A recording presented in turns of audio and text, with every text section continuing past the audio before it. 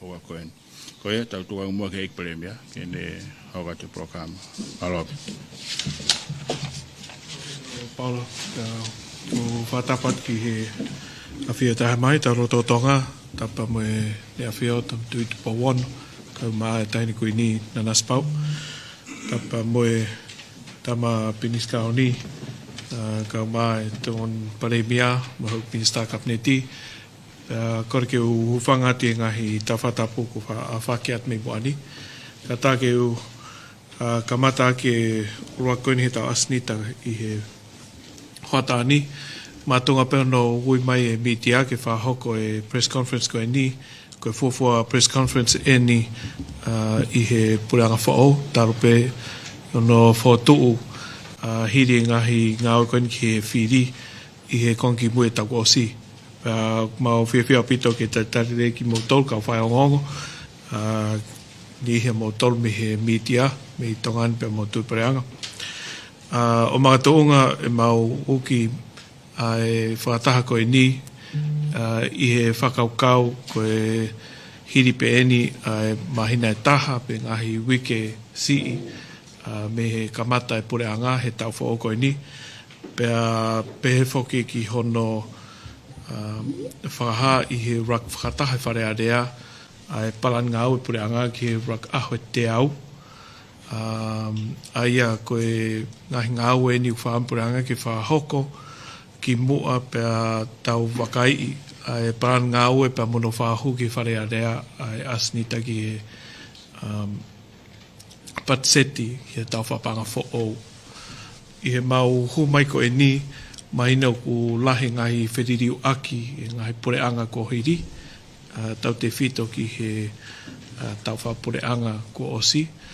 i he kamata ko e ni o kia e tokanga make.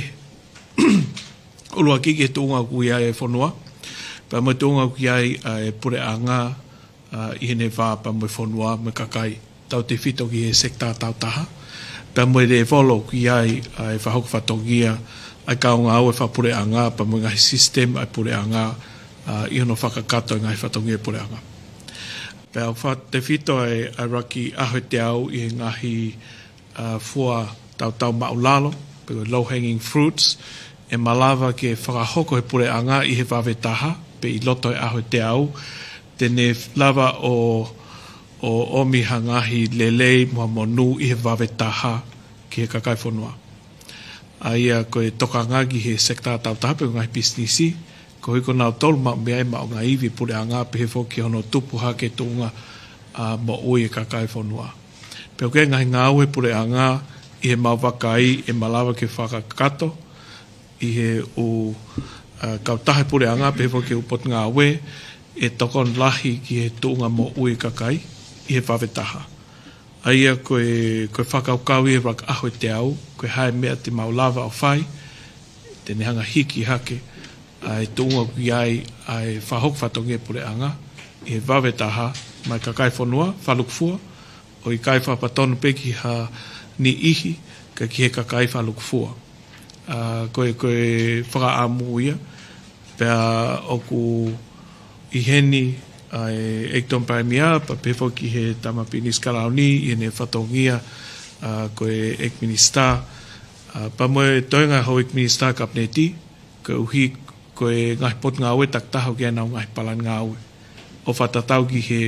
pui toa kone ko whamatala atu. Kike te o atu whaikiki, koe uhiu kia kwa amu, ke tukha nau taimi, ke nau whamatala atu, ai nau palan ngā ue ke aho te au ka hoko mai. Koe aho te au, mau lau me aho o ua ko Sanuari, pēu kui kai lau wai, ai tōna ki mo sāpate, pehe whoki ki ha aho mālo o lo. Aia koe aho te au ka hoko mai, koe aho ngā ue e te au. Pēu ke e mau wha amu, e ola lelei ai ngau koe ni, ka kuhangi e pē, ha mau ahi i ngai whakau kau fo o, i he whotunga fo o, mau wha amu ke tataki ake ngā ue koe ni, i ha mau teu ki he tau whapanga fo o, ke makatu unga ngahi ngā ue la lahi koe ni amui, i hano whamapo opo e tūnga ki ai pure angano lo tonga. I hono whaparangi ma o mai efficiency, ke realize ai gains mai kakai whanua. I he wawe taha, koe tau mua koe hau mea mau lava ki whawawe tai mini e tokoni. Ke oua te hoko e pure a ngā ko ha whetu tene hanga wha atu ngiai. E tau taine kakai, ai melino, mo e mau luta e whanua, pehe whoki ki he whahoko koe ni kakai nau ngahi ngā ue whaka business, whia mau ke oua hanga pure a ngā o wha atu ngiai mea koe ia. Koe tau mua ia ai raka ahoi te au. Kei he whangamari koe ni te tuko whangamari ki he Ekton Parimia. Hoik Minister, ko hiuk maho inga ke iaha whangamari ai miti ake na whawhihui ki motol. Te kore peke mo taki minite ua mai konga e mo whamatala mai ngahi ngā ue mo whotutu mai ki mo upot ngā ue takta. Pea toki whaataat lewa e taimi ki he miti ake whahoko mai na ngahi whihui. Tau kamata pe me he Ekton Parimia, whahoko e tama pinis karauni, pea toki taktaha mai hoi Minister. Mi te ua mai konga. Tape mea moe awhio e otua, tapu ki he Parimia ka pehe ki he tampinis kalauni. Pako kore ke hufanga tala whakatapu o osi o noa whaki. Ka tuku mai whaingamari e koni ke hufawhonga pe potungau e whiwhakatau aki pe mo langa whakalaka ekonomika ka pehe ki he potungau e lao ai whonua. Ko e palani koni ke aho e te au e potungau e whiwhakatau aki pe mo langa whakalaka ekonomika. O ne tau mai pe ki fo i mea lalahi e whaa. Ai ko ulu aki pe ko e nofo ke whakalelei se vesi ai ngāwe e potungau e. I hono wā pe mo i kakai ke na whanga o tufaki a se vesi. O whatatau me te fito i ngāwe e potungau e ke i kakai whonua i he taimi pe whai e whonga lelei mo whakaapa-apa. E kono hoko mau tokanga lahi ki he ngahi ngāwe ai whai hono whakamalo i e pure anga koni utau situ o ki ai. Na he ngai ngāwe na nau whakahauko ka ku mau whakakakato pe na whakahauko pe ki mua. Ai ko ulu aki ko mau whingi whakakato hono langa i pek house ki hono export ya te whaina tau te whito ki he wahi whanua wa au ki tua pure anga ki no usila. Ai koe ngāwe koe ni o si whakahauko consultation pe mo i potungai ngahi ngāwe lalahi. Ka wai ai potungai ki he ngoe pe mo i wao tātā. Pe aku mau loto ngā whinga he tainimi ki whakapapau e funding ki he big house ko ia. Ai whakafofua e laka ki i he vai 1 miliona. Pe aku whakafofua ke awo te contract ko ni i loto i he aho te au. Kai whakahoko rewa ai langa ko ia. Kono wā pe koe lao koni ki he kawa, pe koe lao whakanganga ki he kawa, pe koe kawa pill. Ai koe ngāwe koni nai whakahoko mai pepe i mua, pe a lele aki i mai e ngāwe i he pure anga tau situ o ki ai. Pe aku mau whakato ni ki whahano ngāwe i. I loto he aho te au koe ama haki peko e wharearea ku whakahau watu. Ai lao koni ki he kawa, koe tui a pure anga, koe lao koni e toko ni lahi. Ki hono whakalakalaka i ai sekitoa, koe ne e kau tō kawa, mo kau ngoe, kau e market, o ngai facility me ngai tafa kotoa ki he kahau. O whakaukai patu ngai whakatau aki ke na hanga whakotu ai one stop shop. Ai kono o inga ko e whare pē taha ke whakakakato kia e ngai service ko e patu ngā we me waa ke laiseni, waa ke kau consumer pe ko e kakai whonua, pe he ki he tafa aki ki he reipa, tafa aki ke whakatau aki, e ke whakahoko pe ha fui area taha. Ai ko ngau whakahoko he taini mi, mau whinga ke whotu utu ai turiki koni ki fotu ai ngāwe koni mono ofisi whakamea ngāwe pe e he loto i ahe te au mautuku pā e whakahauko whatongia koni. Ko mea whakahau si whaitokangia patu ngai whakatau aki mo e langa whakalarafa ekonomika neongo kulahe ngai whatongia ki whakahauko i loto i ahe te au. Ko whinga i ke whakaai ai kau investoa ke nao mai ki tongani. Ai aku whaiho no review ai ngahi incentives pe koe ngahi whakaai ai o kutukuange ki kakai o ke sekitoa pisinisi kau e sikitoa tau taha moa kau pisinisi mei muri ki nao mau pisinisi tongani. Ai mau whingi whakaata ai ātakai whakapisinisi i kai ngā tahi koe ngahi whakaai pe ngahi incentives o kau e tuku hau koe whakawhaingofua e whingawe aki pe moe lao ki he kere me ngahi putungai whakatau aki. Hek mau tui ai pureanga e ahoni o whie mau hakau investor ke nao mau investi tongani i ngahi langa whakalakalaka i he tafa aki ke he pere moui. Ko e potongawe a lao ai whonua ko e mea ulo aki pe ko e sevesi ki he kakai ko e whonua u whika ulo aki. Whamau anga he tainimi ko e tuunga o kui ai hange pe ko mo mea ai me he whare ui ai whakamau anga ki he ngai ofisi e hou eik whamau o ku latonga lere project ki he tainimi pe aku nai lere ki mai pehe pure anga ku ohiri pe aku mau hoko atkai ki whinga i ki loto i he aho te au ko niko whakapapau ai tu kunga mo paanga e mau ke no langa e office for o ai fa mau anga ka wai ai fa hopo pe mo office ka fa mau tu ke anga e mau feinga he tai ni mi ke fa lelei ai service mo ka kai tau te fito ki he facility me office ngai me anga e bodu ngawe ka ki ai pe mono kore e fangi container house e ua pe fangi fa container e foto o langa aki fa mau anga ha office ki afka mau lahi fo ai akulotonga likuluti mai e va a koia ki tafaki ai pe nolo ai nefio I he tainimi pe a fralerei pe mo fare akulotonga wa ke loa society ke hoko ko fka mau anga aya I ne tu ko tainimi mahino ki he pure anga ai ngai pe kloko I ngai hop ngai fka ton fka lao ka fe mau ke ko taimi me ama fka mau fo akulotonga fai ke ngau he tainimi os mau at facility mo teu kiai kai ke ngata ki ai ko e whinga ke whakotu a whakamawanga mahihifo wahenga nuku lotonga whakahoko pea I a polisi ai ngai hopo ka kumau whinga ke kumi ha kerekere pia whakapapau I e mau e kerekere koe ni I loto hoi aho te au ka whai ngau ke whai langa koe ni aho a whakamau fo kai ngatai ko ha whare whakamawanga pia ma eua pia mo e wahe whanua eua aia koe mea whika ulaki he ni I he ongo tatau pe potunga whakatau aki pia mo e potunga o e whakamawanga ko communication mo kakai ko ia ki e mau fe mau ke improve ka ba mo me ka mata asi mai pe mau fa ka ke ngai website ka wa ngai page e Facebook ka ke frasi isi ai to e ho hoi mai ka fa ngo hango ki mo tolo hango fa tapu ka ku ia pe e platform I he social media ko website ke ngawe aki ko ngai ngawe ko ni na fa ka ko mai pe ki me mu ka ku loto e pare me ke fa ka malo hi mo fa ka ma to ai communication tau te fito ke awea ka kai fonua pe te nau mea I ko hai I he potunga awe me tu unga whakataki o au ke kau ngā awe o ku nau ulu he ngai tawhaki ta tau pe he potunga e whakatau aki pe mo potunga e whakamau anga ko hao nau whatongia o whai ko wike kotoa pe ko aho kotoa ko ha a ngā awe ai potunga awe o whakahoko ko no mo ni I ono ai mo ni ke la vai ke talato me kotoa pe o whakahoko e potunga awe we me la o ne malu e ngai information pe ngai fa matala o ku confidential pe fa puri ka ko lahi ta o me o toton ke o anke ka kai fonua ai we toton ke ka kai fonua ke na uilo pe kai ngatai pe a fetaula ki le rei pe mo fa amo e pare mia pe mo puri anga a honi ke ataki tu anga awe ai puri anga pe mo fonua pe ka ilo e ka kai ko time fo ke ne o teknologia pe mau whenga ke me ngawe a ke teknologia e tainimi ko e foki ka toa ko ngai pore ko fe whenga ngai mai potu ngawe e programa a te au ko ni ko e pore whakapaanga ai a mahino pe whatatau mo e whonuani mo e whakangata we pacheti ko e whonua ka ko ngai pore mahino ia pe kai ngatai o ku tuia e ngo potu ngawe ua ko ni ko no whatongia totonu ke ne o ate whamatalaki kakai pe tu mateu ai motuani I whatongia e potu ngawe ko ni ki hawhainga taimi pe ki he media me kau whai ngongo ia me unau whi mau ata pe pago tui pe tau lotonga whi ngawe aki pe ai pe whai hono whi ngai mo ke level o kau CEO ke anga mawhai ke tiki nau tolu ke nau whakahoko ngai whakamatala e koe pe mo oni e ngai kau taha ngongo e taimlahi e kai ke whawhitau laki ka koe ko ngai mau ngawe ke whakahoko ma koe ngata anga pe taimi ka koe ngawe e ngopotu ngawe koe ia foto tu ke laka he pe malo apito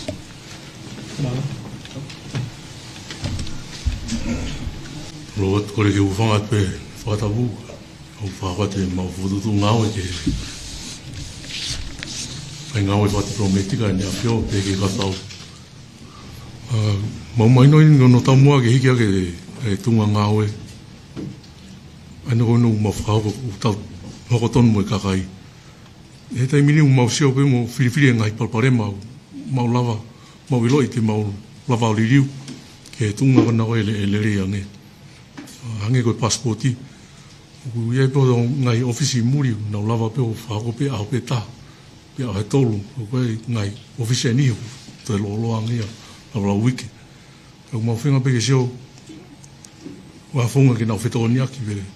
pe ia ha mea lava whahoko atu mei tongani ke tokoni ai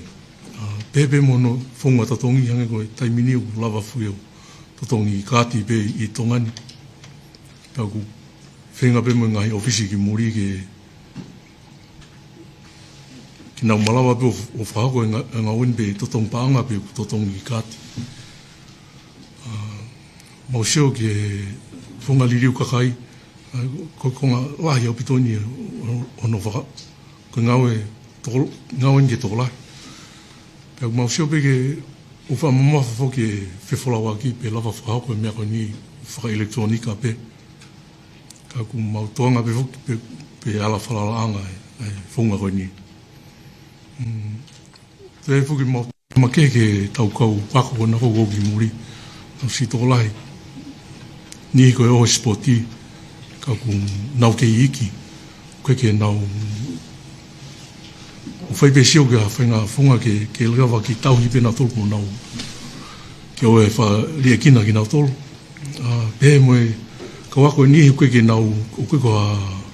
a scholarship o mau me pureanga. Pe ku nau o pena tolu ia, ka koe ke wha tokonia nau tolu e nau whangi scholarship nau whainga tā ia ai, pe ku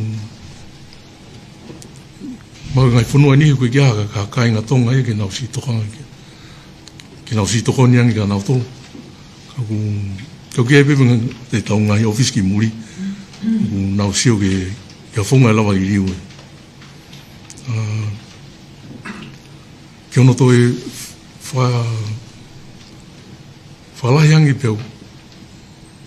e tau wala malawa ngau e ngai whanua, mau toi whaukau peke, ia tau ngai konsela whakalanglang e ki whatokolahi angi. Ki nau lawa tokoni mai ku tau ngai office niho. Mau toko taha pe tu toko ua tau lawa o whapanga ki nau ngau e ai. Pe e tokoni mai angi e kau konsela whakalanglangi ke ono kume ngai whenga maari e ma tau whanua. Ko ia pe te whiwhia pe to tari ata ngai whehu i ana. Malo. Te kon ki ek mista whanua ke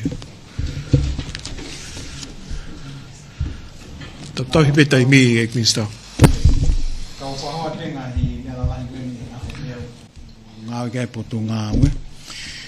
Ula ki ko hono malu i lekoti. Ko lekoti kelkele lekoti mau inga bitu me lekoti whai kai ngāwe. Ka ku mau whenge whotu e po kalama ki hono digitize. Ai ko hono liliwha elektronika ngahi lekoti.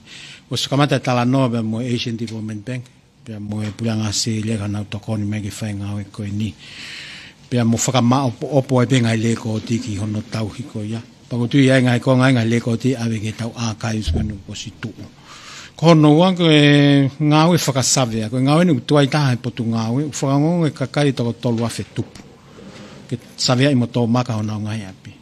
Palani kona matoi te mini ko e lau whakawawawa ke mau whahau ke whalelia. Ke whakatai minister ke ni hanga tari ha kau sawea ke nau sawea i tua he potu ngawe.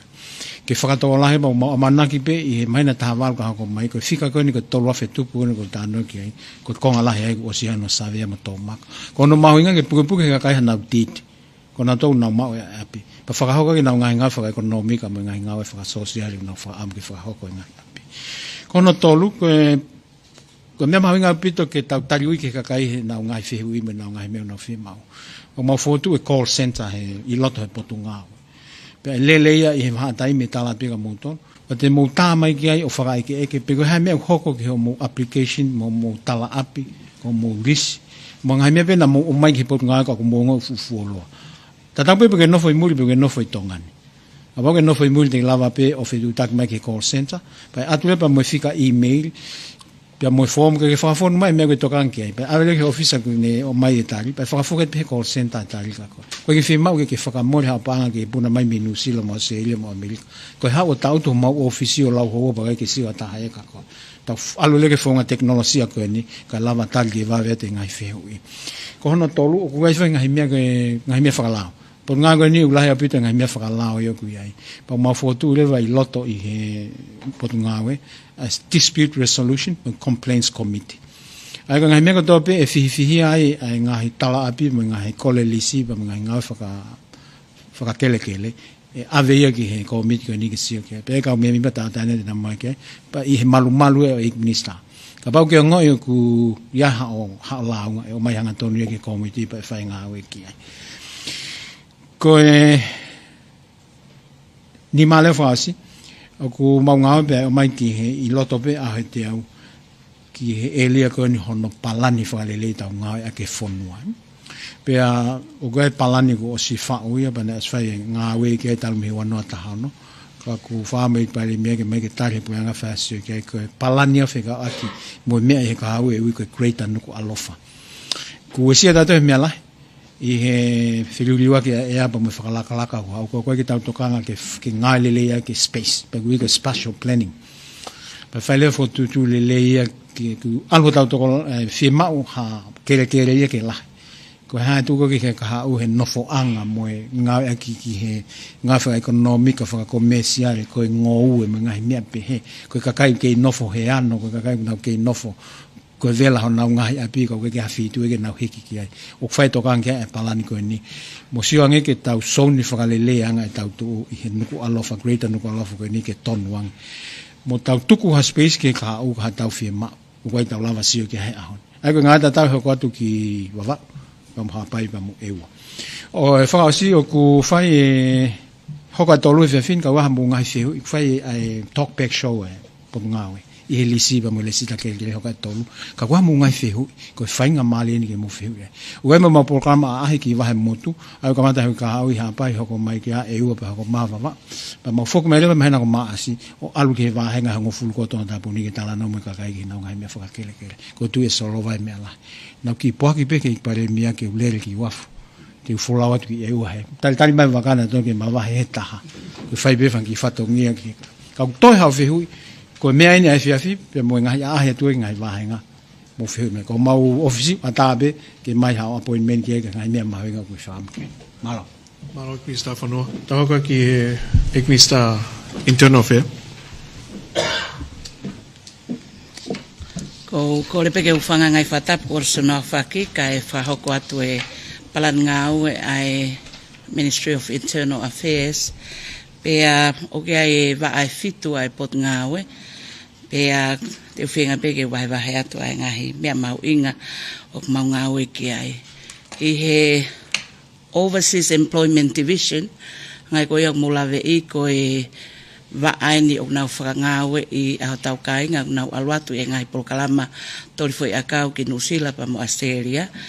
O ku whai ngā ue he tai mini ke review ai Tonga Labour Mobility Policy wanoa wawha. Hono whapapau I o ku lava o whakahoko ha ngai liliu pia mo review ai ngai fie mao. Mo ngai mea mahu inga ku lava o tawako I he ngai lesson learned me he kamata ko ia e Polokalama ko ini pea o ku mau ngā lolotonga ngā ue ki ai pot ngā ue ki hono whakalele I eni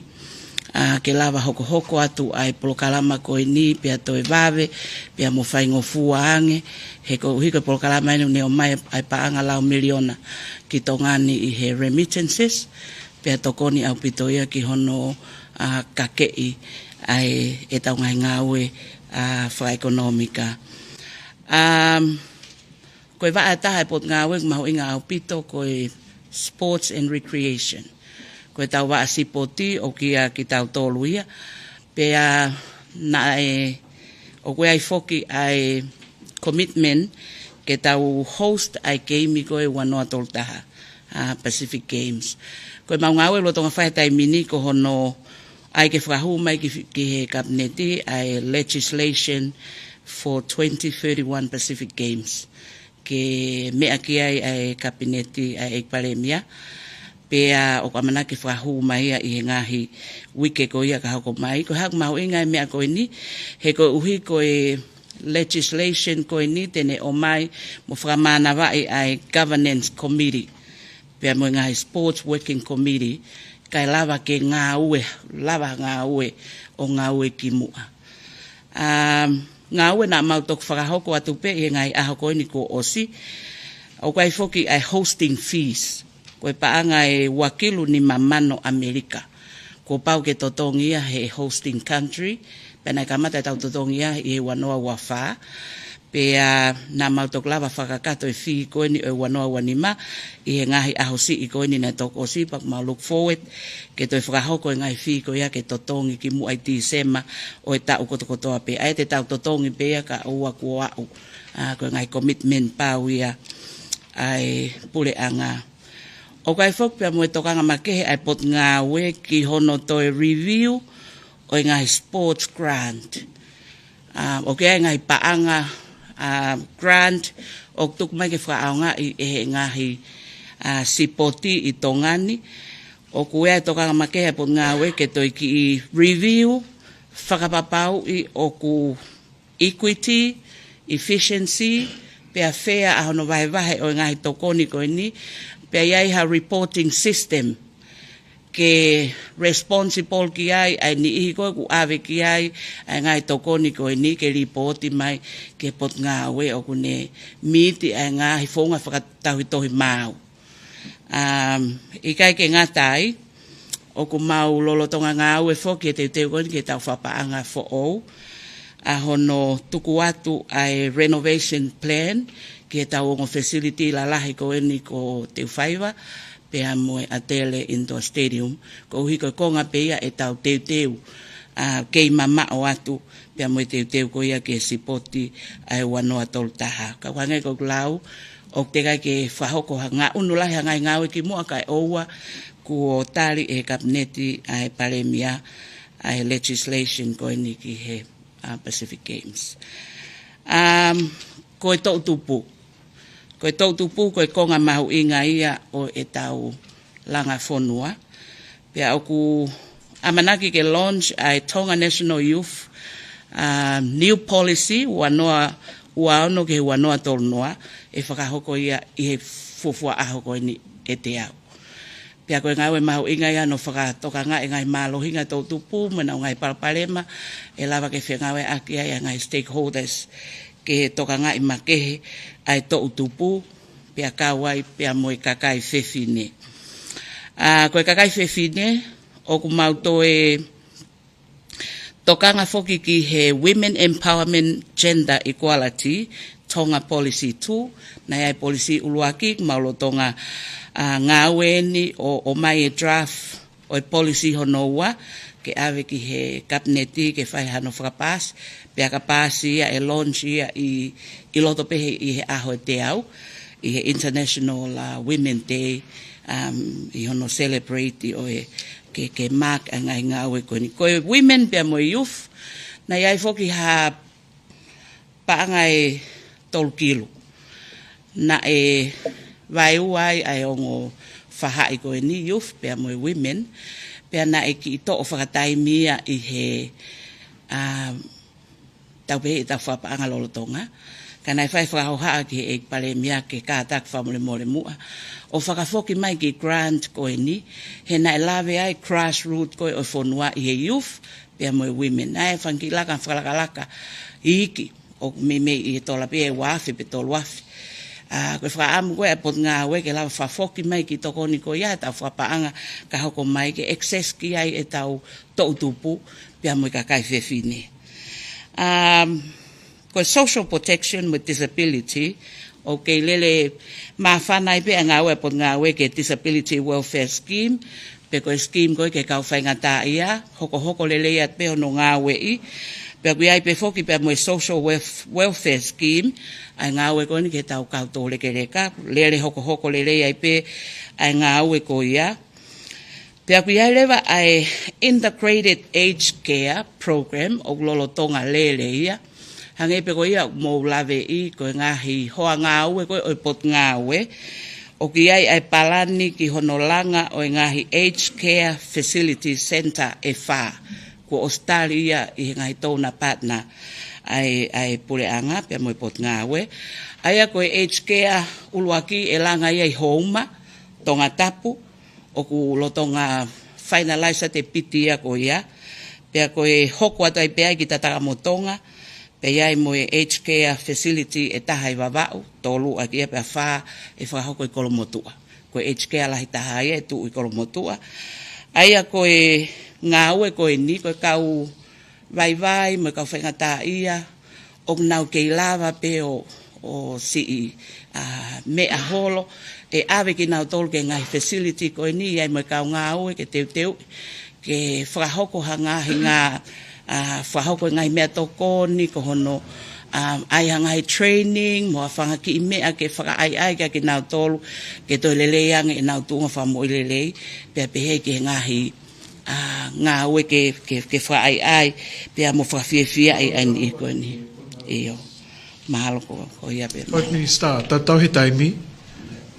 tak minite tol to ko ngala lahi pe ka pau me fe ui fa week tok tukot pe ia tak mai media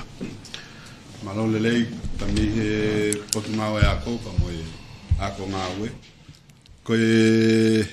ki mo ke fai ako pau ke ai silapa pe ko ngawe ko ni ki silapa ko ni ako na e fai mai ba me nga hita ki mua tike ke o se ngawe ia ko konga uruake ni silapa ku lava ai kalastaha ke kalasfa pea au maulutonga ngā aue ki ai. Ke te viteu e ka whai ako, ke nau familia, pe mo nau iloi ai silapa, pea mo hono whai ako i silapa. Ai ako e kalastaha ke kalasfa, mau kamata lewa i ai, he ahe te au koe ni, ki hono implementation o i silapa koia. E taim te tau pe, ke hokat pe ngā aue ai a hono review e tau silapa ke ngahi kalasi ki olunga hake ke ua ke langa koe ni o e ngahi api ako kua e project e pot ngawe unau tokanga ki hono langa e ngahi loki ako pea i aho te au koe ni o kuia e ngahi loki ako ai pure anga ai aku pe moe o system ke hepe ai aku kawa kol motu o monomuka wako e pure anga fondoi motungua ia ba moe ngo senta he isi e ua mamaloa moe mamfo ba moe kolistu poutoa kamata langa ko ia i he piloto he aha te au ko ni pe ko be ba moe ngahi langa mai ki mui i aha te au ka ko langa ai potu ngā we, ke whakalelei e ngāhi api ako, ke na wau ke tuunga koe, kuna lava matuaki ai ngāhi ririu, i he ea. Koe ngāhi sifa bureanga, kua si lava, maulava o tuwange atu ai ngāhi ola, o ngāhi sifa bureanga, tata te whito ki he ngāhi kalasi ki aulunga, pea e taim te tau pe whoki kue ne kaunga ki he ngahi mea ke he pe o kaua e whanau ako ku mau e nau ngā scholarship ki muri pea mau ngā ue i he taimini ke whakakato ai ngahi whie mau ko ia me ngai abiako me muri ka wika e lama e tau whanau o lama atu ke ngai abiako tau te whitu ke whanau koe ni kuia e nau ngā scholarship ke nau ke nau hu ki he kamtaanga o whaitau. Koe tokanga e potu ngā oe fo ke ola o ngā sivu koe ni. Koutui koe ke koe pe te moulawe i pe. O kui kai whawhi maari ai ngā hire sone ni o kawai ai whika. Pea koe palpalema koe ni ia ko ki iai i hoko hoko mai. Ai aku iai ngā oe e potu ngā oe ke sio ke ilo. Koe ha ai tupuanga o e palopalema koe ni pea koe ngāue koe ni kumalotonga tānaki whakamatala kene hanga o tokori meka mautolu koe ha e tisisin te mauwhai o whekau akta mo e ngāue koe ni ka koe e tokanga e pot ngāue i he ulaki aho te au koe ni ke sio ki he ola tatau te whitope ki he whika i he ngahi kalasifoki. Koe whakasi pe ku kamata e ako, fotu e ngahi ako, pea lele ai polokalama e ngahi ako, pea ku i aho te au koe ni mua whakaamu, lele i ato ai pe ngahi ako i he fotu koe ni, o e whahaita u ako kamataanga ua whiwa no. Malo.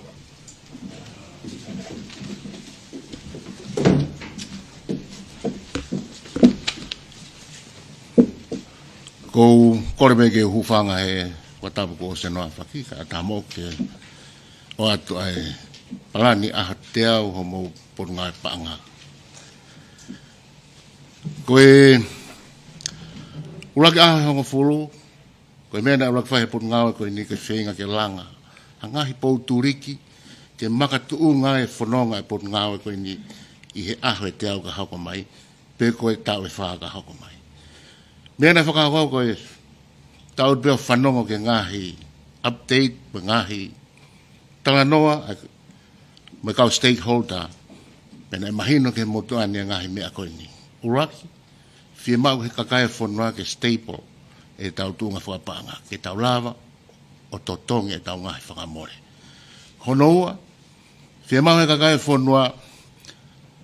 ke ataki tua hano whakamore ke paanga e whanua.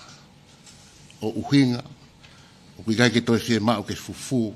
a whahinga mea. Mea kotoa pe, te tau ngā ue e funga te pile. Tolu, fie mau kakai whanua ke au ato e tufotufa e paanga e whanua ke ngahi wheitu, o kui kai ke au ki ai. Nā hono whakaosi, fie mau he whanua, kakai whanua, ha bureanga, o whakapoto-poto, hono whakamore ke paanga e whanua. E ngai moni mea e whaa koe ni. Koe mea eni kune tataki ho mopoto ngai pānga. I aho e te au ka hauko mai. I fua whatongia te mau whai. Pei kai ngā tai, i e tau e whaa ka hauko mai. Koe taha ngai ngā e lahi whai he tai mine ho mopoto ngai pānga. Kono ko review, pe toka ngai makehe. Ai patiseti lolotonga. Eke ke minista ako ha o whee hono tānaki e tau seniti. E ha unai o mao e tāketi, pe ikai. Sio ke ngahi whakamore, ngā ue tim wharepaanga, teke ai hoeg pure anga, nau tokanga, ke whakamore ki, ke ngā ue ake nau paseti, toe pe mahina nima, pe ose tau whakapaanga. Pa mo ilo, mo mea i pe, ai mea au e hoko ka pahe kai ke ngā ue ake. Ko e taha ngā ue lahe mau amanake atu ki ai,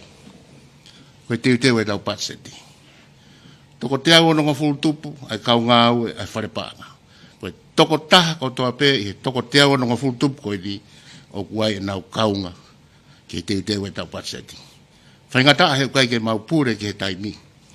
Ka pure i matoruia, he lao mo wharea rea, mohono taimi. Pea ko pau ke mau ngā e mālohi, i he aho e te au koe ni, ke au ki me, ku awe e tau paseti,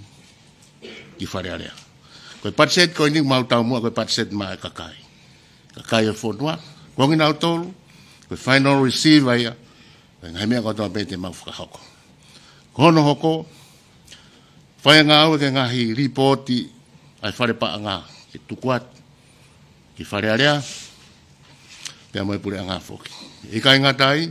koe account, eno account, whai hano ati tai. Me whai ngā aue ke ai, ki whai mo mau, kai tukuat moia. I ta whake taha, koe no ai pure anga whai kai tatari, e ka mata e wiki ka hau, whakamaro ko tari he kapneti, ai whakotutu fo o koia. Sea, koutui te ngata hei he taimin, kai toki hoko atu, koe uhi koe tau taimi, malo e mawhenga maria.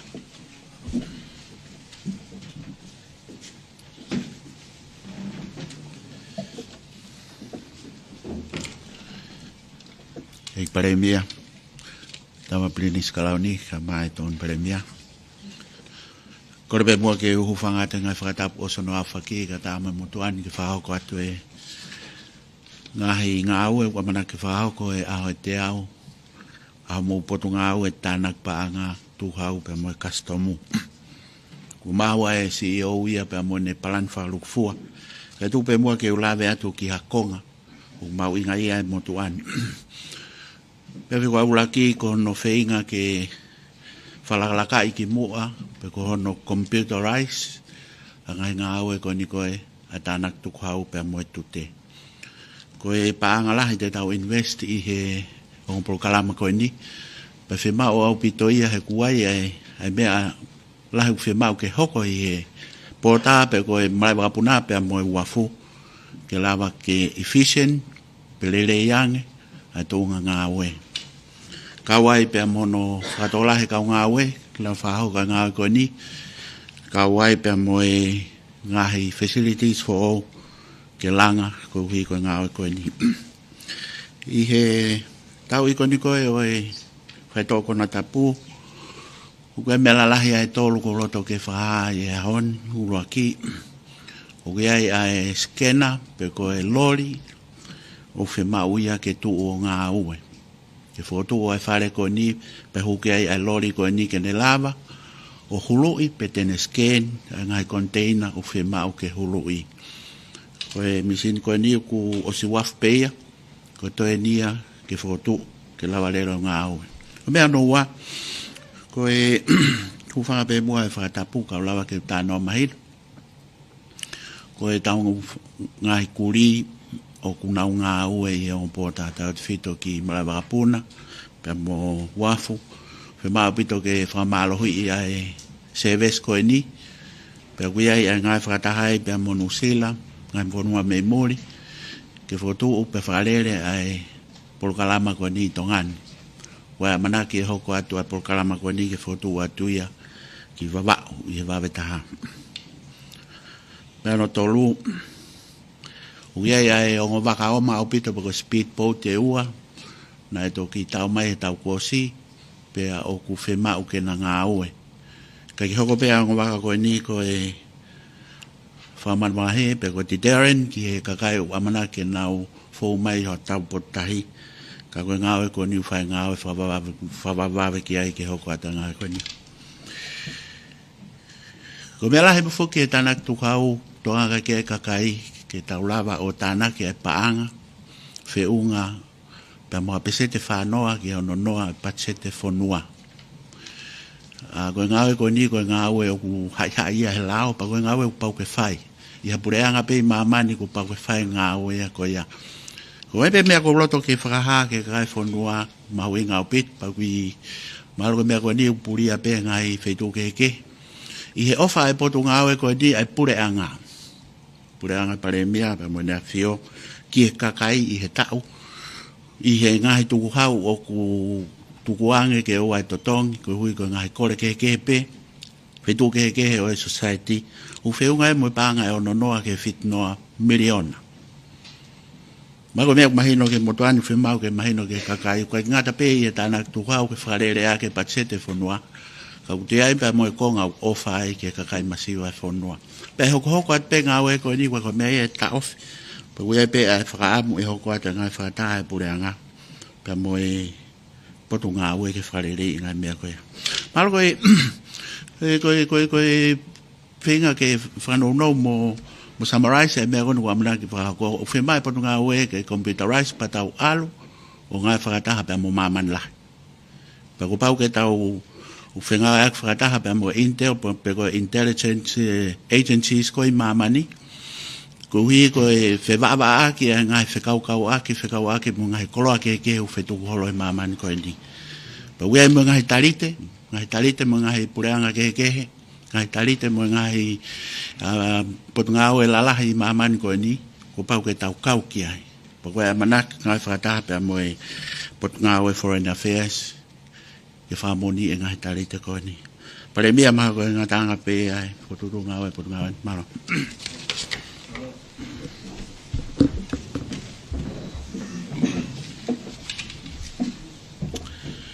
Tapu ke tama British Colony, tu boto olu ka tapat ki he ek pare mea, kama e toan pare mea.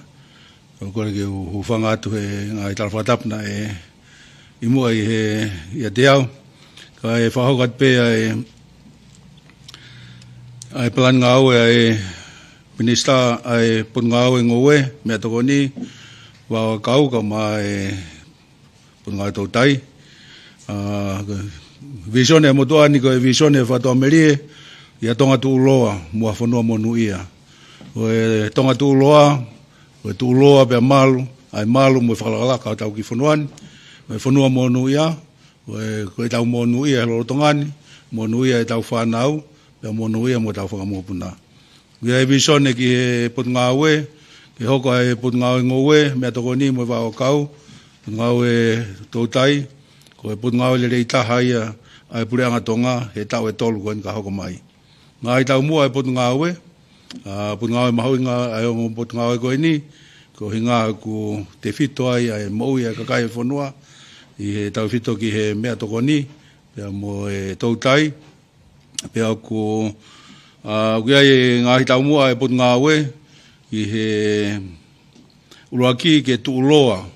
ai malu mo e mahu fa mea toko ni ai fonua ka mai mo uilele ono kakai o ua ke whakalahi ake ngahi koloa ngoue ku mo e tautai o ku utatu ki tua pureanga pea holoki hifo e ngahi koloa ngoue o mai mea tokoni o ku humai ki tongani o makatuunga i hono whakaivia o e kakai o e whonua o e wha ke malui ai kau a whonua ka mami he ngahi mahaki ka mai ngahi inse ki te mau pea pehe ki he whaitoko na tapu kai ngā tai ku tō loa ai ngahi whaunga ngoue ka mai whangamon manu ke nehanga matu waki ai whemariuri waki ko ia ai ea kai ngā tai ke tau hui ke tō loa aho tau wā ngā aue ka maa mo tau ngahi hoa ngā aue hange koe kau ngoue nau tolo e whangamon manu kau ngawe whakamea a ka maa ngahi business tau ta mo tau ngahi hoa ngāwe kehe i hange koe ngahi potu ngāwe e pureanga mo e kakai o e whonua ka mo e kau ngāwe ai potu ngāwe ke nau whie maari e pia nau roto lelei pia whewei toka i aki pia merino pia mo wheo whoofani i hono whakahoko ai ngāwe maho inga koe ni ki he whonua. Ko e plani ngāwe ko ia ai aho te au, na e tō pe whokia pia me he plani ngāwe whakatau ai potu ngāwe, ai me he tau whapanga ko ia o e wanoa wanima wanoa wano, lava whakakato, whapapau i o ku lava lerei, kawai hono taritari, ho tau ngahi hoa ngāwe pa me ngahi pureanga me muri o nau whakaamu ke toko ni mai ngahi polo kalama ki ho tau ki whonuani pea kai ke pehe kai ke ngatai kai lava hono whenga ke to e whakarerei whakalakalaka iange ai tuunga whakamea ngāwe ai potu ngāwe mātunga me ngahi mea ngāwe na e kai ke toi lava o ngā aue lelei i he ngāhi tau koe tau situa me ai au whai whakaamu ke lava o lelei ngāhi mea ngā aue ko ia o mātuunga koe seves koe ke kai whonua. Kai whoke ngā tai kau kia ia e tokanga lahi koe hinga ki he kau ngā aue ai ongo potu ngā aue mātuunga i he whatongia lahi mawhatoki o nau whakahoko ki he malu ko ia ai moui ai kakai e whonua pe aku whai e toka ngai kina ki nau tolu ki whakapapau i aku nau whakahoko fi e whakahoko ai whatongia i he lau maari o e whakahoko whatongia. Mahalko e ngahi ngau anga maheni wanga maheni pe ia ki hono sivi pe mo hono whai a hono palani whakalakalaka ai aku set me ia e mau palani whakatau tolu ke tau nima, pehe ki he palani ki he long term plan, tau hengo fulu, ka koe palani ko ia aho e te au, ai ku lava o whenga ke whaihano mui mui, ko tui koe mea pia ku lava o tuku atu, malo opito. Malo, mini te nima whaosko ni tuku atu ki e kni star e takma patapa mo e lahi ngau lalahi.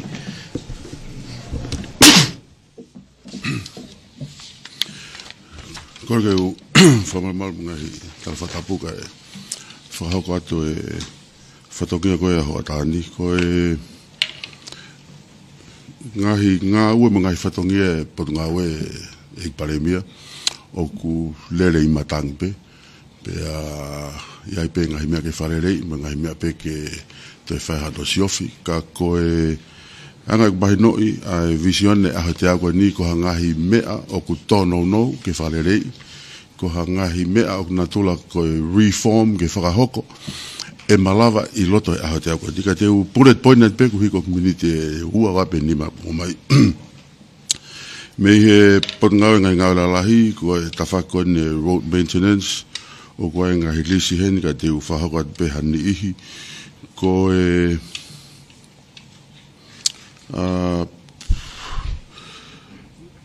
ko ngai whakatafe ko he halapureanga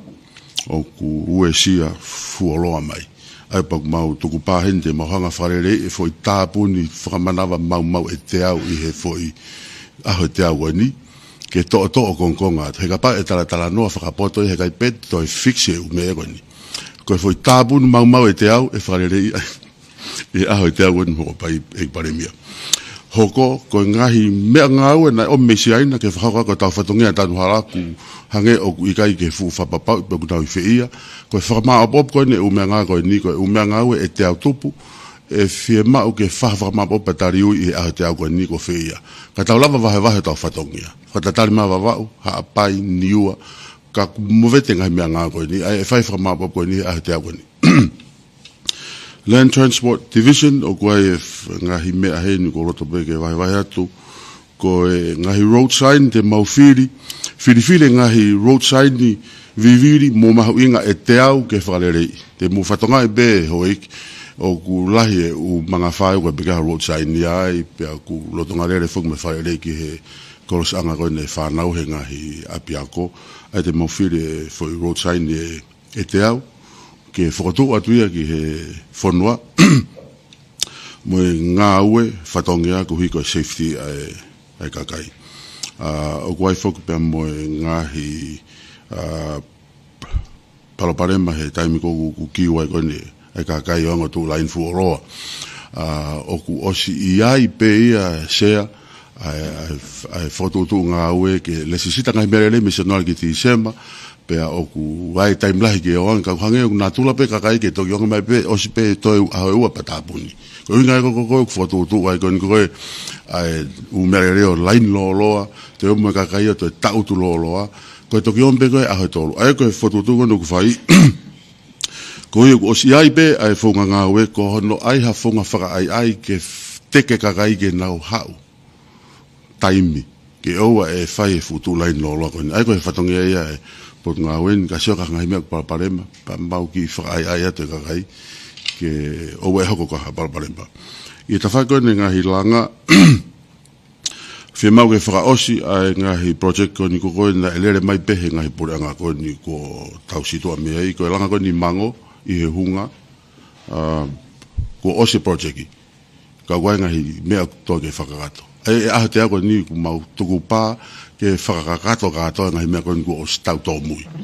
Ka uai boi ngahi whare vela na o spalomesi e whai e langa ka uhange o ki tau tolo mai matunga ngahi mea kekepe e whai sio ki ai ke whakakato kato ai a te au ni. Ta whai koe ni ki he marini wafu ino muka e whakaosia i he a te au ni. Koe wafu iha ano e whakaosi moia he a te au ni. Wafu i uiha te tau ki tatari pe kai ai ha palani mahino i a te au ni to ki whakahoko atu e a hono whakakato ko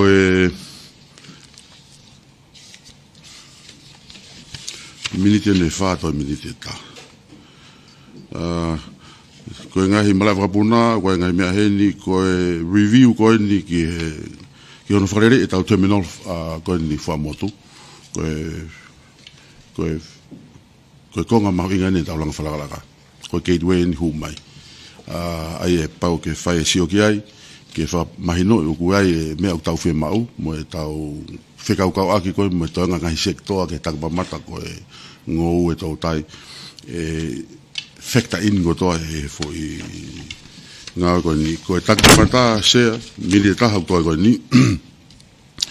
Review a whale watching and swimming act regulations. Te teo ke matofa ai kamata i sune si ulai. Whaamu e lawa ke whai hawhamaa po opo mo hato i sio ki hono whakarere e ngahi paraparama pena tau whanonga whakaroma pe moia ke teki i laka whakalaka atu e tau marketi koe. A koe whika ua koe ko no whau ai ngahi association tau whaampe ke hoko ka nei hange na kai peke malawa ia. ko e association ko ne kau handicraft ko kau hotel ko kau farekai ko kau taxi ngai sector ko ni hangeu ku ki pare mai hu ta mai e ke fenga ta bete fa tonga ya se e tai mu tau tila ta mo kau operator e fe ma o ke ai ngai fa ko ni ke pau pe mata ngo fuare vai tau kore tau fu tol miliona ko no ke to e se te mau hu atu fa association hange e ki fa ngo fu hange he atu tak ta fa fo tu ya tu pai nga tai ko fe kau a ko partnership pa por nga mo private sector e pau ke fa association he kai ai ko fa tonge fa a te ko no to ko ni ko no establish an association ko ni ko no strengthen ya ko no fa malo hinga ya fa unga pea mo partnership mo private sector mo buranga ko e fika fa e farahoko e ki programa farama akolo ko ni ko na tau fa nga mai mai ai e a te a ko ni ko fa amu ke le sisita mai hanga e api e te au riunga te au ke tau lava ke tau kau ka to atu ki programa fama akolo ko ni ai ku ka wai mo no fa le ai pe nga site ko nga public facility ko ni i henga fetu public ka mo ye foi programa ko ni kono farele nga site ka mo ya mo no fa papa ko lending ko ni ko e botasmani ku a e he apiko hana to e ka mo mo no farele nga me ko ni nga fa ma ko ni ko no te hika ka fetu eta ke lava ke ta lava ka tot ke ku tu ma ka pata to toki hoko te atenge. Malo ik mista. I konga koe ni tau poka ama, ne ongo ose tau taimi, te wharorope ki he ua, whātāt ki he mitia ke o mamo ngai whehui, o mātūnga pe asnita koe tuku atu, pe o mai hanga ton pe ki hoi mita ki nau tāreat. Rock whehui. Talo matapka kato ko sua hoko me tau mua,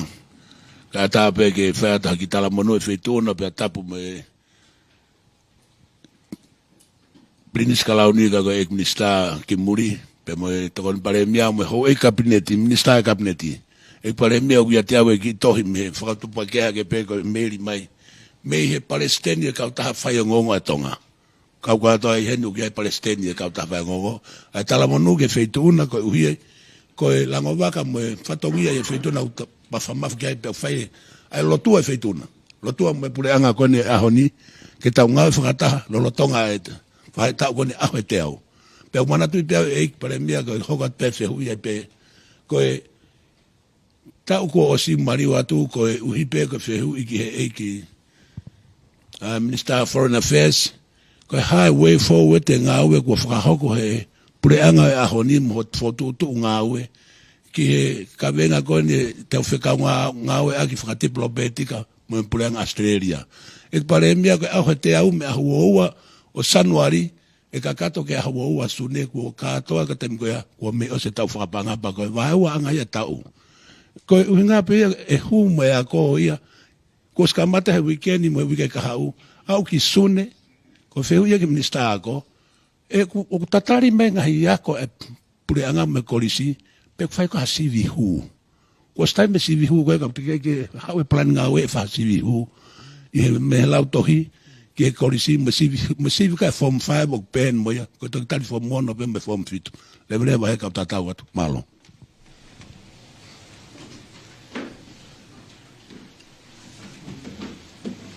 malo pito ko lave ko ki ola o nga sivi o mau nga wiki ai ko sivi ko e form ni mana na ki tuk fratai mi fok pe o mai i he tau ko si to hoko atu ai sivi ko ya ku malo tonga nga we ki ai ke tanaki mai ai ngahi data mo information ke tokoni ka mau tol ke mau fai ha tu un ki ai ko musisi be taimi ka ko te mau fai be mau toria ia i he aho te au ke tala ke publiki ko hai ai tu unga ko ku ia ngahi sivi fa bure anga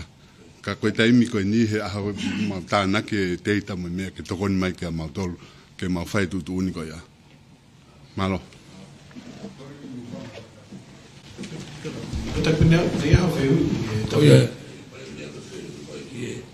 way forward te ngau ha pule anga ko tau wa fa diplomatica mo pule anga America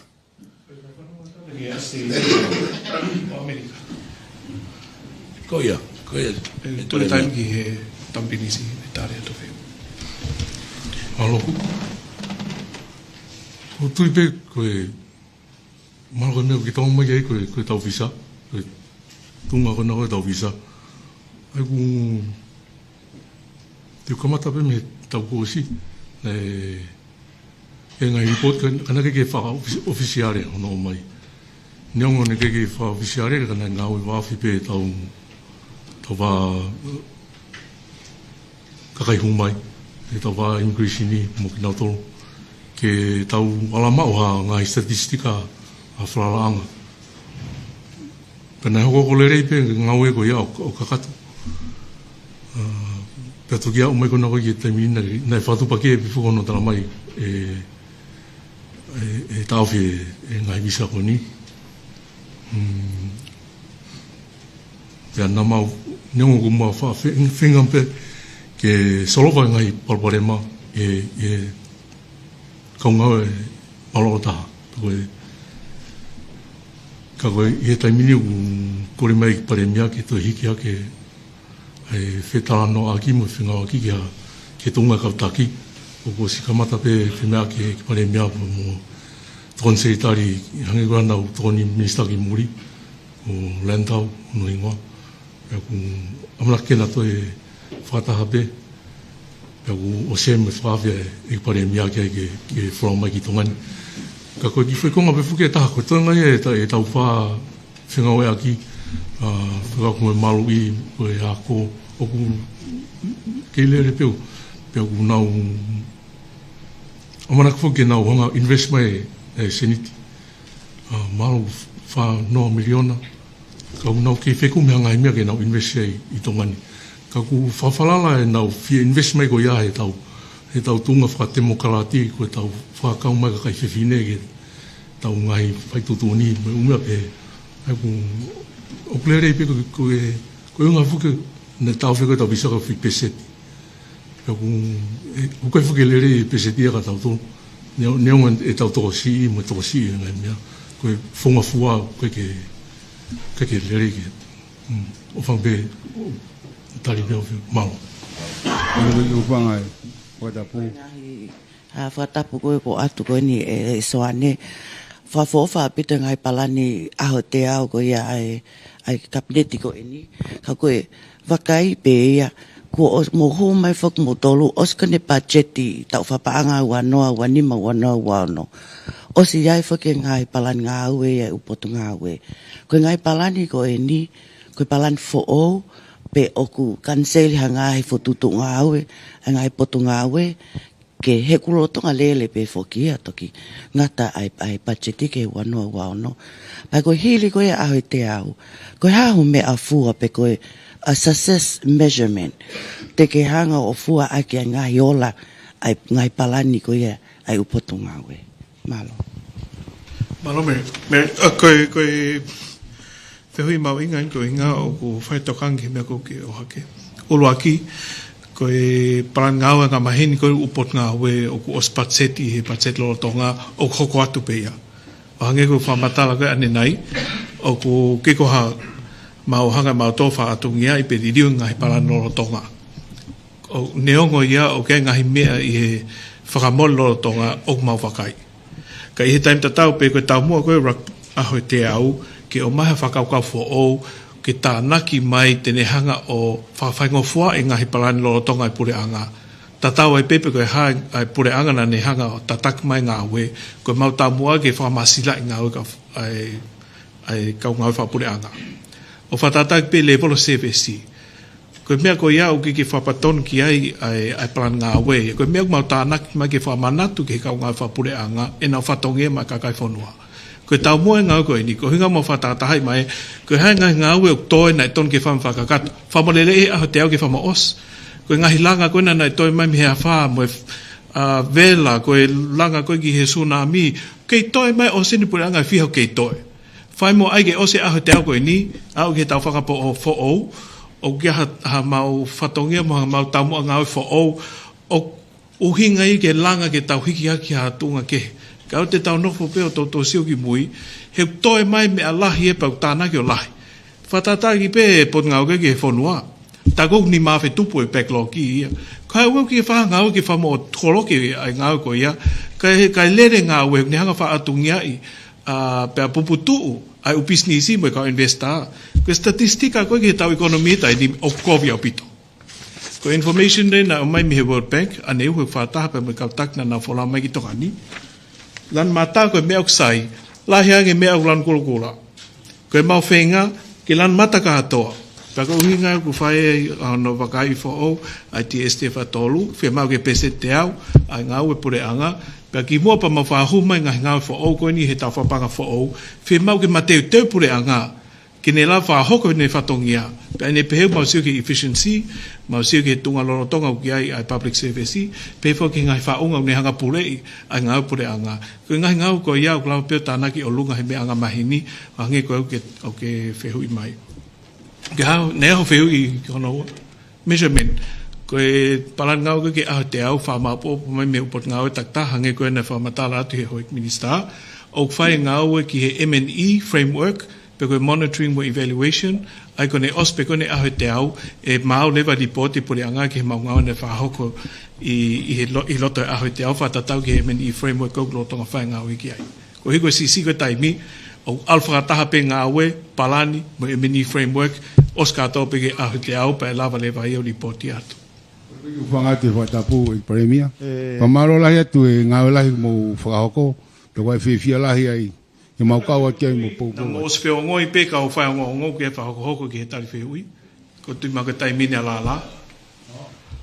Malo pita I premia. Kok whihui pene anga whanongo tal me he mea mai koia e tama prinis klauni au ke toinga ko minister na femite wa ko mene na tu aki ko e fenga ut potunga we ke na fo he teknologia po nga ke computer na me e ki pare mia na ne fa asima he taimi ko e-government po ko no ke fulai ase fo rea ko e-government ko mango fewi pe ki pare mia na ko me au mo ai ke museo ke ai he I ho taimi ke pare mia ai e-government ke whanga fua ke ngata pe ngau ke tonga ni mo ngau ko mo tuperanga malo la ko tari ko ki he e-government ni ko hi ku tatak mai he pot ngau e o ko tatak mai he meiteki o ko tonga lere pe ngau ko ni e-government ni pa ko ola ko ni e-government ni o ku malava ke mau fa hoko ngau ko ke dashboard I he pot ngau meiteki ko tali he UNDP ki na whapaanga ai face hua ai dashboard ai kono whalahi mai me he kau minister, CEO, heads of department, me sector heads ke toinga kau ngau ko ni I he pot ngau ko ia ko whakaamu o ka pau ku lele pe ngau ko dashboard he mei te ki te mau roll out level dashboard ke toinga u pot ngau I hono fusia o ai lava mea ko ni dashboard au ke whakaam tene lava o whetongi ai PMSA mo whawhi marie ai whaongau ko ni ai kaungai whapure anga. Ko mea ko iau ko ilo maha ki ilo olo ange ngā we I aho te au ko ni utuku mai. Ka ko oskamata ngā we pa ko face urua ke ko os lava. Ko face hono ua ko dashboard ko ni he mei te ki lava pe mo ia I mahina pe taha pe mo konga. Ai ak wawe apito mau ngā we pa mahalo lava pe o face tolu ki hato e pot ngau e mahalo e ospe me te ki pe dashboard pe mo e office PMO e paripia pe mato e pot ngau e na ostu mateu teu ke na to ai dashboard ia kau pe ngau ko ni ki e-government ni e time te tau pe ki ai ngau e mo e fetano aki pe mo e kau tona ki hono whakarele I e tau infrastructure hata whakoni e-government ni e whima uke upgrade ai server pe fo ke back up pe kau pe I he palani lahi ku 5 ia e tau connectivity o hange ko ke polo ko ni ku 5 ia ko ki vava o pa mo ngau e ki he back up hange ko Starlink mo be pe ai ku lele pe ngau ko ki e-government ni ka ko e belahi ko oslava ola lele whatatau ki he poka mako ni he dashboard I uska mata mai me teki. Malo. Ko whie mau viviria e kakai e whanua whakaaho. o hange ko ia ko e koloa pe mo e vai ngai me pe he o no frango ki he pure anga ko to be ni hu mai bu kai ni me fai ge hunga ko na fie ma u viviri fra a na anga be fe hu i go ni ki he pure anga na toki o si he na ula ki hu mai pe ka mahalo be ki fa hanga u ki ai pa ko me be ko fe hu ia ko ha hanga u ai pure anga ko ni ki fika wa ki pe mo totongi ko ia koloa totongi o e tau koloa whakaloto whanua i ka pia mea fu mamafa. Pia nei whai mai pe ai tala mai whai ngā ue ki ai ka wak mai ke aho ni. Pak mana wasi na hoko e mamafa e koloa me ngai mea pehe. Ko hanga maheni ki he mo ui ai tau ngā pia tawanga aki. Ta koe ai pe whenga maria ke lava tu hifo. Koe whehui pe ia e paremia. Koe mamafa koe koloa ku mātunga he mea koe inflation. Pea koe ngahi levers mai driver koe inflation ni o pore ki ai panke pore pea pehe foki ki he ngahi koloa koe ni o ku o pure makehe o ke competent authority ki ai whatatape ki he lolo pehe foki he totongo ke uhila mai ngahi utility o ki complex peo whainga taa ke uvete atu I he tai nimi, ka mātunga pe ngahi mea kehe tau te whito ke he ngahi mea auki ke tau pure ki ai, hangi koe mamafa ai lolo, mui tisolo. Koe, nei whaki taimi he osko ni e hunga tonga hunga hapai, na e hiki aki e tau inflation ni o ova ia he pe sete taha mauna o pena o taha wano. Mātunga ia he hiki tō koe ni lolo na ne to e konga o mako pese te hongo fulu. Ne whawhok mai ki he tau whawhalala koe ki he lolo koe ni ko mai koe mi tō pore anga. Ne ongo ku osi ai pe tonga energy roadmap, pe a mga he tāketi he wawhi wanoa, wa ni ma, pa mwetau ni ma, o mau tui e malawa pe ke tau mau e pese te au i he wawhi tahan pe. A ki hono prioritize ke whahoko ngā au koe ni ki he renewable energy, ki holoke a ke totong uhila. Ai kakai, pe ia i ngā ue ke whawhaingo fua i e mao e ai mea rere uhila. He koe tōnga koke ahe taimi e aho ni maange te utu ka pate te parakpe te mea rere uhila i api. Iha te aoat ke he pao sao totong, anga mahen. Te mau whengai ke holoke ngahi tuku hau, ke maama ke kakai whanua e nau ngau e aki ai ngahi teknolosia ono pōni. Olua ki ne malu ki nā tō me taim ko ku CCE mau anga lolo, pēo wau maa anga no totongi e whiaru aki i he uhila, i he totongi anga mahin koe tisolo moi pensini. E ta whakoe ni ki he mau anga koloa, hangi koe tau pehepe umea whaka aho ke whanau, koe taipa pēa moi ukoloa pehe ke whanau, o whai ngau e pēa moi knista tanak paanga, ke whengai ke whaha hano holoki, pe whakarele i ngahi tū hao whikau aki mo ngahi koloko ia. Tau te whito ki he consumption tax. E taim ta tau ku o kiai e whimau viviri pore anga ke whapapau e paanga kou tāna ki. Ka whai toka ma kehe na lawa ke hiki e ngahi ke holoki. E ngahi whi mo ngahi mea o ne hanga o whātungia e ai kakai masiva. Tau te whito ke ngahi koloa whapaton ki he whanau pa mo e tautupu. Koe inflation, pe koe mahu inga koe koloa, o kia ngahi ngā aue tene hanga o poupou, ke maa ange, hange koe import substitution, nei tō whakoloa i e whare alea he time koe nei whahuwhi mo tāpune ane awhione tokange import substitution, ai kono whawhitongi i ahono o mai ngahi koloa me tō pure anga aki hangai koloa tatau pe e malawa ke whatupu whanot whanua. O hange koe huakau, pe koe kiki, me he moa ki he pōlu, e malawa pe ngahi ngā aue ki ne hanga o whawhitongi ke oa e more e tau paanga whawhanua i hono whatawa ki ngahi koloa koe o ka pāwe lava pe ki no whanot whanua. Koe ngahi ngā aue koe ia o kau pe he palani aho te au, pe whae whengawe aki pe moe u sekta ke pe moe u kupu kau taha tokoni, ke ne hanga whaiwea ki tau tōke mau tau mua ko ia. Te wha osea ki pe ai tari ko e ni, ko inflation ni uki koha mea peo koko i tongani. ko mea hoko I mamani katoa ka whai tau rere taha ki tau hanga whai ki whasi si ai we sia ngo fuatonga ko uhiga tau masika. Malo e whainga malie, ko e mui atu pe ngahi whehui kua o si eke at ke wheitu na I Palemia. Ragi pe ki he pot ngau e koen ki muri, whikau akpe moi visa. Ko e hanganaket whoke ni tau who pe au gai pe tau whanau ako kua ki BYU, Hawaii o ki Amerika, ki he university. O waha tokanga ma ke he ange ki he tawhaaki ko ia visa ako. Ko pe tonu ma ukau e visa ko ia I he whakangata-ngata. Raki ia waki he pot ngau e koe ni ai tokon Palemia, MTED, I he ngahi palani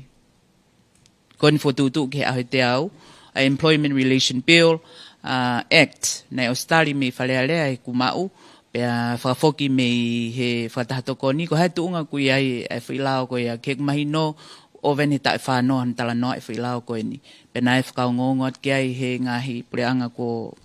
mariu atu, ko hai tuunga. He wai ngahi to tonu ai e kakai tō ngā moe kakai ngā ue, o mahu inga ke malui I he whilao koe ia. Ko e whakaosipe e Palemia ke wheitu una, toko ni mai ho kau minista kabineti o ku kau I hono whakailo koe ni he lao whiri. Iai hau palani I loto he palani a he te au koe ni ki a hawe sia worst case scenario tuka atua nau toktua. Ukau atu ia I ho palani koe ni a he te au. He mahalo e mahino pe ngahi hopo e koe ni pai Mei o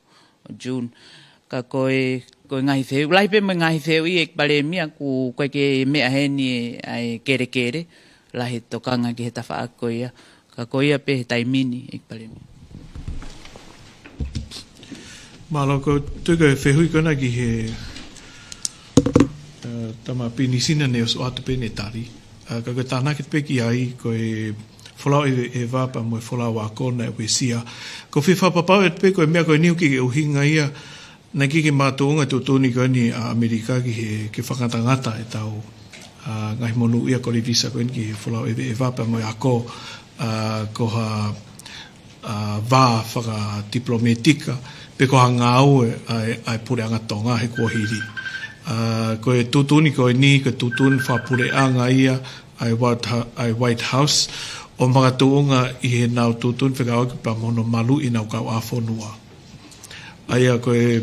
mea ko e niu ki ke hauia me he tawhaaki ko e wā whonua o hauia me hono malu I Amerika I nau kau a whonua. Pea ine pehe na ia nau tutun whalukfua nau tolu o we sia tonga ko uhi ko e lahi ko e whakapeset na mea ko e tampinisi. Ko e lahi ko e kau overstaya I he kalas visa e ua ko e ni o whangatangata. Overstaya he ako, overstaya I he ewa. Pea ko uhi ko e neongo e tau toko si ka ko e lahi whakapese e ti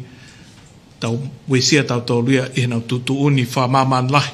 ke malu I nau kau a whonua. Ai koe ngā koe ni whahoko e pure anga, pe ku tataki ai e tampini isi, koe hui koe ia, ne toha ngā I pot ngā koe ia.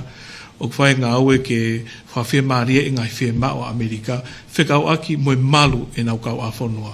Ai a koe kore atu pe ki he kakai moe kainga whonua, tau te whitau ki he whanau wako mea pe he, o kiko ha uhinga nia koe ola o nā wako moe nau ngai whia ma whawhoi tuitui, o uhinga nia he tau I he kuonga e ni o whamahu I ngā ia e Amerika ai malu o e nau whonua paka uhinga ia o ku nau tutu un whaluk fuhai o wesia e tau whonua he koe whakapese tian koe mea koe ne tama o atakovi ka ihono whakawhika o tau futoa si o pito peki tau tauria ke iaha haola kovi ai ke whonua malohi koe ko Amerika kau kwhai ai ngā aue o kwhai whata noa I he le voloma o lunga taha. Te lava atu ki he whakawhia Amerika whai whakataha e maina katuu ki Hawaii. Pea nau whakawhia ai sikeitari ke mawhoki mai ki tonga. Pea kua tari ai whakawhia ko ia. Ai te keke whakahoko ha mea pehe e ko hiri. Kau ene ngā ue whalakalaka au pito. Pa mo ngahi whata noa ange koe mea koe tapi nisi whakau mo tau wangau mo Amerika. O iai mo umea ke heia o kau ke kau pe ai tau wa fa diplomate o whekau mo visa ko a ko whengau a ke defense pe foki ke langa whala ka mo ngai investment o na ostupa ke o mai ki tongan ko employment relations ekmisa malo ko tali ko ia ko moni apu te feu ko mai ko e te isa ai ko lao ke ma whanga we ko employment relations act na os frau foki ke whatato ko ni ai ko na e benga ngai fie ma una o mai me whatato ko ni ke whakahau ko tu whai pe ono whakakato pe ma ko tali pe ki ai ulo tonga i he mal pe whatato ko ni ki nau tu ki au whakatu malo Tapi fi fausi fi apa mo electoral petition na e mahino pe foki he tau whare rea ko osi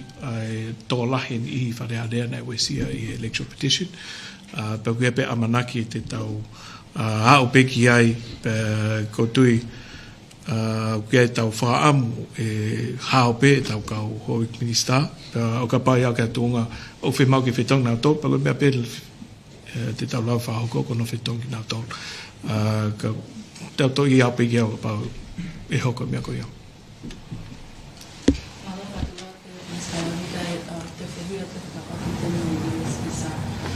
Ko wheu i pe ko e aia ne ka mata mai ahawa taha kono Januari na to e tuku mai ngahi extreme visa conditions ki tonga ni. Ko wheu i ko aunga te ke tukuangi mai ha statement ni miho put ngā we whikau aki mo e isiu ko ia. Pa kono wa oku mos ma onai hangahi ripoti ko we sia nai ngai family separate ngai family tonga pa oku ko hai I we sia ai ba ko tonga ni mo US ki he separation of families he issue ko ya tata alo ku mo ke mau ma pena ke mau ke o ma tua to report ke nei ko lo to ke lo fa ta la no ke mo ba o te tau tua ki no ia ta pe te tau tua me social media ko na tu la pe ko anga ma o be ai fo nga o nei nga o fa diplomatica ai ya fio ke fa ko fa tanga ta iki mo pe e mo to la no Whika ki mono mo ngai family o teke ya i lo roto ki ai o ai ngai palpare ma kono ko ai pe funga ke mawala to koni ai o mawingo ngai family ki tongan ka o tuipe ke te tokoni ange ki tau whamawawai e tau wā mo Amerika. Ko e ngā kai. Tui ko e ofi ange ko ne lere ange. Malo. Wai ke u whanga te whakatapu. Tapu me whetuna ki parimia pe ke tam prinsipe tokon parimia ba ki minsina. O ki whehui pe nia e motuani pe lawe me pachet ko e hiwa ua. Hiwangiau, hiwaua miliona, wanoa wanima, wanoa waono. Lawe pe motuani na muhumai o ku toina e mai nai ono, pe ose tau whapango ia. I wheu pe uia, pe koe hana e toenga e pacheti, o tukumai ke whakahoko aki, ai raki ahe te au koe ni, koe hae panga na e toenga, mei he pureanga ko osi, ke pureanga loro tonga. I uinga koe ia, e lawa lewa, koe wheu lewa no, hono e hoko,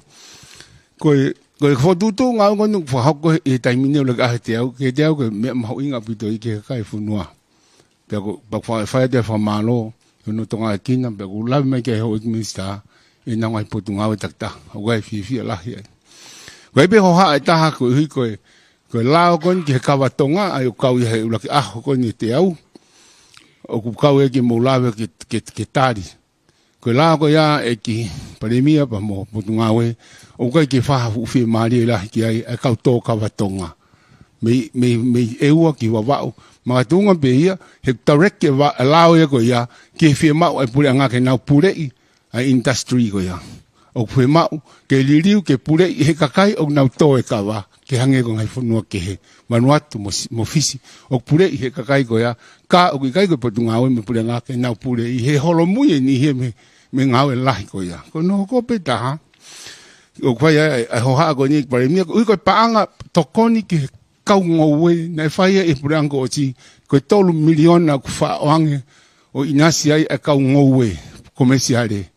i ta ngoni na to oset ko hili huma brangon ko oset ko hili na al ka to pe to ngoni ta valu ko ya ki e wo pe mo to ngata pun mo to ta hi wa ka hala ko to ha pa ya mo to nga o ka ngo i ko ki i wa wa ko kore na lava mua he ku al pe to ko ni fa paton nu pe ki me ka kai ta tau ka ko ki lava ai mo ni hik to ma la lo nge o ka pe ni ai pe mo to kon hange ko ngai sektor tak mamata ko ngai association ko to pe mi alupe ya inas pe ko kulupu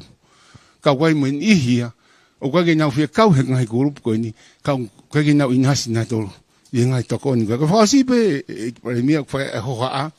ko yo ta le he patseti mainasi ta banga fanga ki ni manga miliona lava ta wi fa banga me ta nak tu hau o ta nak mai patset support me tua ni manga miliona pe fanga miliona ki ko taulere ko ni uia na fainga foto tu e pure anga ke hake ma nga mo uia kakai ki atunga te taulava pe tau tolu itongan o tau mo ui pe itongan ka kai ko tau whakawhalala o hapai ki tu pure anga ula ko rave ko skau pe ia ho plan nga we ka te ki o mai fo me mahu ingata e anga fefe e taulere kula ko ni ke tau hanga solo vai e pure anga fo ko ni fefe mawanga nga we okay alu pe kakai ki tu pure anga ko ka fisien ko ka Taiwan ko ka India ni na man to nga we funwan ka au da dorki ni sira mo Australia ka fefe na to han mo ka ke ba mi ko nga be ki mi ko la ke mo mi ni malo ma fa nga mali malo ko te mago rugby ui ke mi sta paga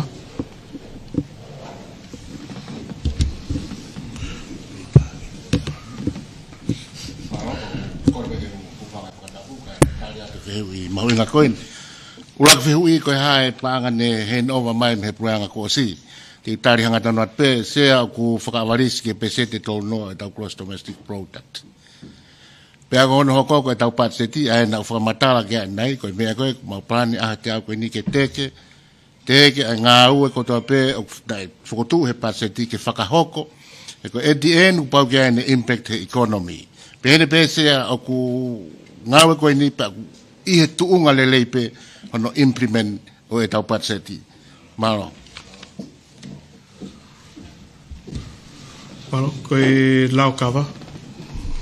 Ayo, malo pito e, pare mia koe lau kawa ka ne tau mo ono whakahoko mai pēna nga i tau ki mua atu pe whakaosi mai pureanga tau situa ki ai. Ako osi whai e public consultation pe amoi kakaio wawau.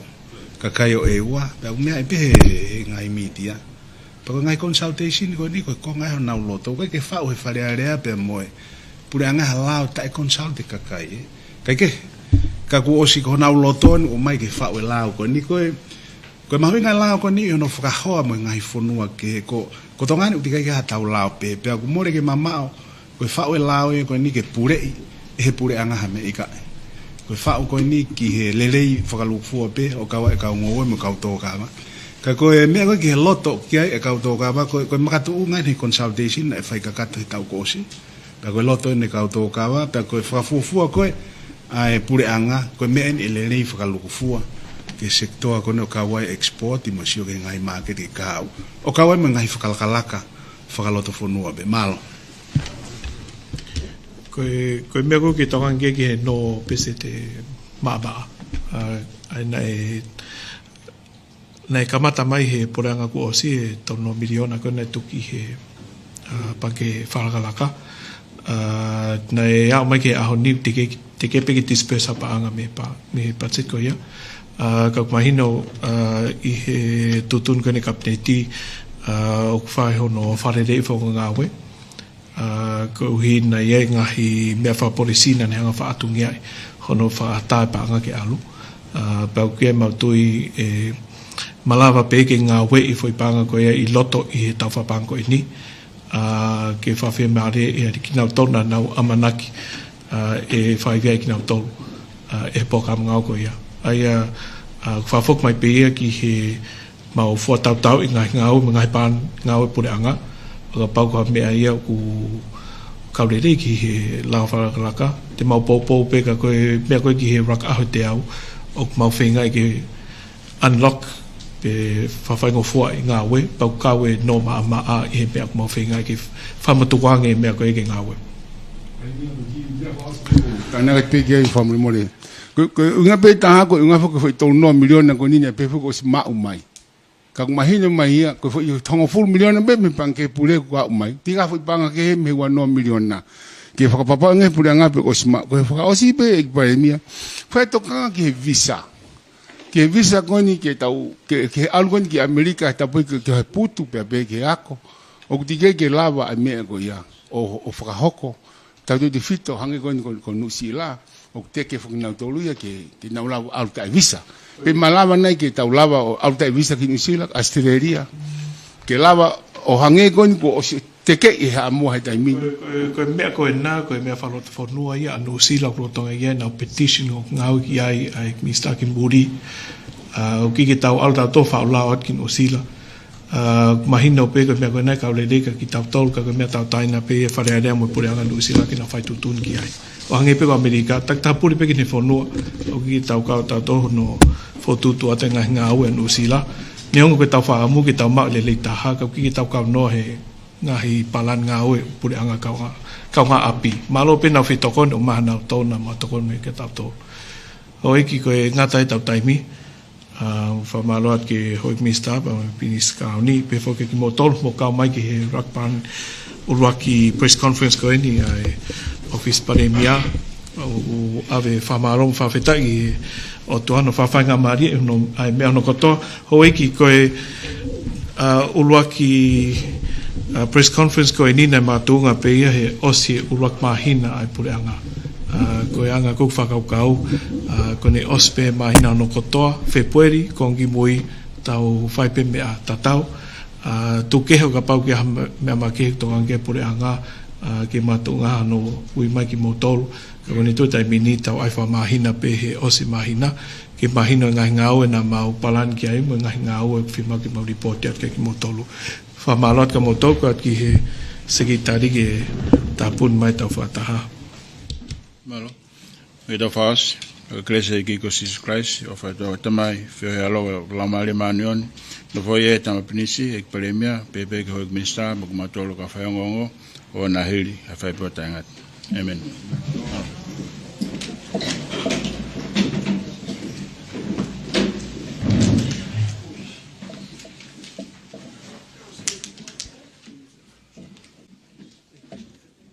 Pea koe loto tuku ia tala kia e sekretari pune mo sekretari ki kabineti Paula Paul Valo Mau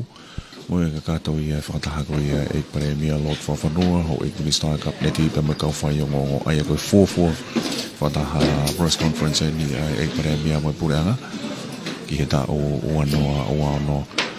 mo e kakato e tau whamawhola hanga tonu koe ia o e ahoni whakatawangene tau inasko toa e pia o taki atu ki he loto whare o e tonga hono toa le te o tonga uluagi mo e wā pe whoki he tau live stream tonga podcasting live streaming whakafunga e te ka hua whatongia me he whare anga St. George Government Building o Temsia Nemani he gia moana lautaha Mori me he tau live stream le te o tonga uluagi mo e wā ko Samsoni Wao Hilama ko au Ilaisa Helo ka mo mea tua whātua